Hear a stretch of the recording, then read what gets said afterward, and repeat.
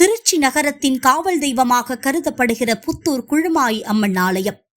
திருச்சி சத்திரம் பேருந்து நிலையத்தில் இருந்து சுமார் 5 கிலோமீட்டர் தொலைவில் உறையூர் புத்தூர் பகுதியில் உய்யக்கொண்டான், கோரையாறு, குடமுருட்டி ஆறுகள் பிரியும் வனப்பகுதியில் பச்சை பசேலென தென்னையும் வாழையும் நெல்லுமென பசுமை போர்த்தி காட்சியளிக்கும் இடத்தின் மத்தியில் அமைந்துள்ளது குழுமாயி அம்மன் திருக்கோயில்.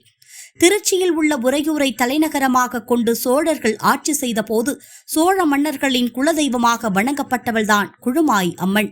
தற்போது வரை திருச்சி நகர காவல் தெய்வமாக விளங்குகிறார். நாயக்கர்கள் காலத்தில் புத்தூர் அருகே உள்ள கிராம மக்கள் தங்கள் நிலத்தை வெட்டி உள்ளனர். அப்போது அந்த இடத்தில் ரத்தம் பீரிட்டது. எனவே தெய்வ வாக்கு கேட்டபோது வனதெய்வம் காளி அங்கு குடியிருப்பதாக கூறியது. எனவே அங்கு காவல் தெய்வமாக இந்த அம்மனை வைத்து வழிபட துவங்கினர்.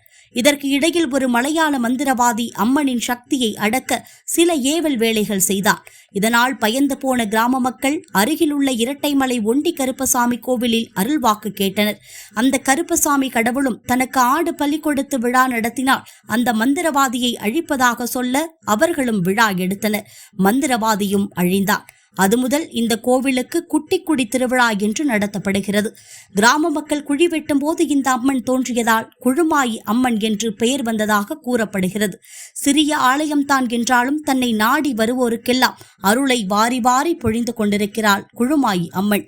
ஊருக்கே காவல் தெய்வமாக திகழும் குழுமாயி அம்மனுக்கு காவலனாக இரட்டைமலை ஒண்டி கருப்பசாமி திகழ்கிறார்.